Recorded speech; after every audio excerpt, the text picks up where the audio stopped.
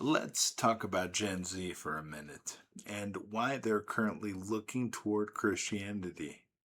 You see, Gen Z grew up more connected than any generation in our history. Yet, many of them feel deeply alone. They can speak to hundreds of people through a screen and still have nobody they trust enough to call when life falls apart. They can see what everyone else is doing, compare themselves constantly, and quietly wonder why they still feel unseen. They did not create this world, they inherited it. They inherited algorithms built to keep their attention, public conversations built around outrage, and a culture that tells them to build an identity while millions of people are watching. They're expected to know who they are before they've had enough silence to hear themselves think.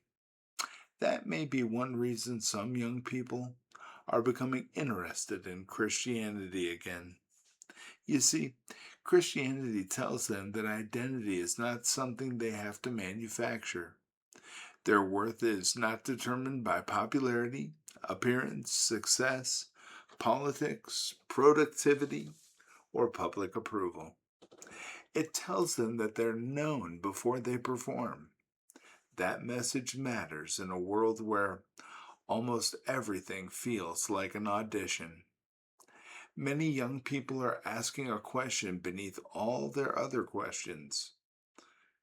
Does anyone truly know me and still want me? That's a tough question. And Jesus answers that question with the way that he lived. He did not wait for people to become impressive before he moved toward them. He noticed the overlooked. He sat with the rejected. He spoke with people others avoided. He gave dignity to people whose lives had been reduced to a mistake, a reputation, or a label. And young people today, they understand labels because they live in a world that assigns them quickly. And Jesus saw people before he corrected them. That's an important lesson for every generation. Think about it this way. When Jesus met the woman at the well, he knew her history. He understood the broken relationships, the shame, the immorality, and the reasons that others judged her. But he did not begin by humiliating her. He began with a conversation.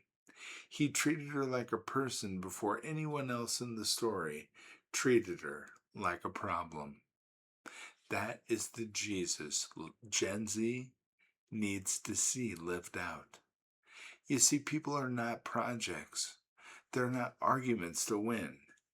They're not political categories or online profiles or church attendance numbers.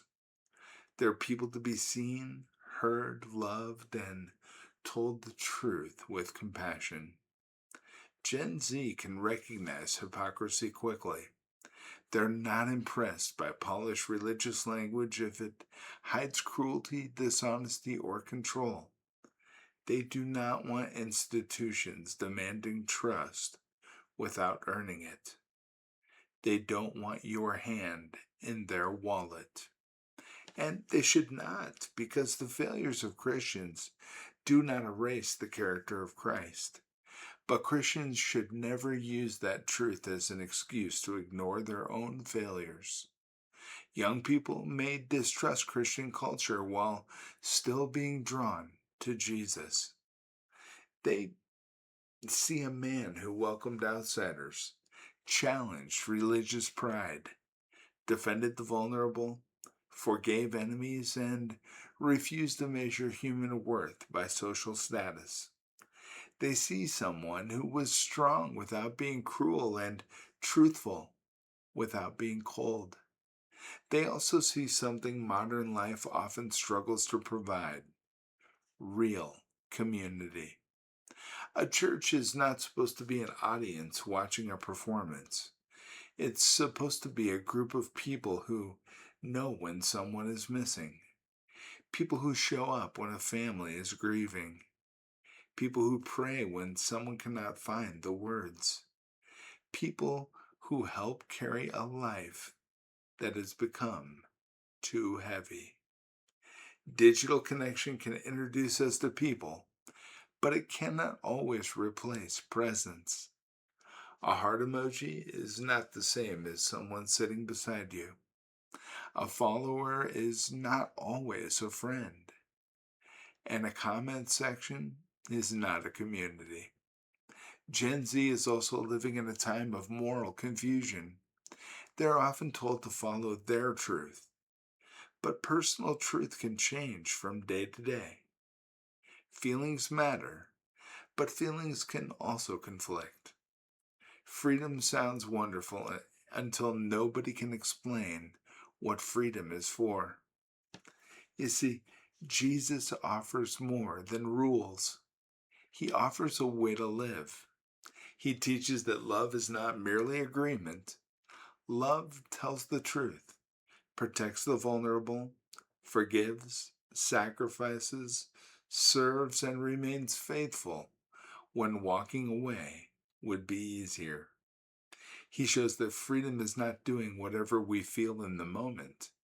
Freedom is becoming the kind of person who is no longer controlled by fear, anger, shame, addiction, pride, or the need for approval. Jesus said that the greatest commandments are to love God and love your neighbor. That gives life direction. You don't have to wake up every morning and invent a new purpose. You can begin with the person in front of you. Listen, tell the truth, show mercy, keep your word, forgive, serve, make someone feel less alone. And perhaps Gen Z is looking toward Christianity because loneliness has revealed the limits of digital connection. Anxiety has made peace more valuable. Moral confusion has created a hunger for wisdom. A culture built around personal branding has made grace sound like water in a very dry place. They may not be looking for religion as a performance. They may be looking for something real enough to survive suffering. Older Christians should not turn that spiritual interest into a victory speech.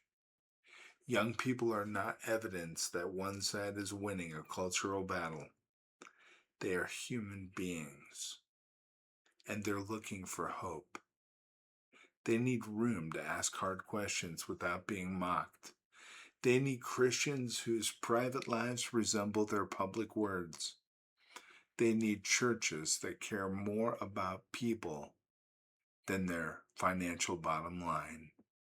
And most of all, they need to encounter Jesus, not a weaponized version of Jesus, and not a political mascot, not a brand, the real Jesus, the one who sees people clearly, tells the truth, offers mercy, and invites the lonely to belong.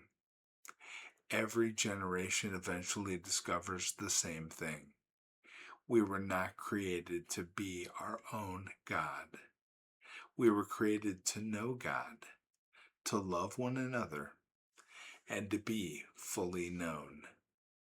That longing is not outdated, my friends. It is human. My name is Douglas Vandergraph, and I believe in Jesus Christ. God bless every single one of you. Every single one.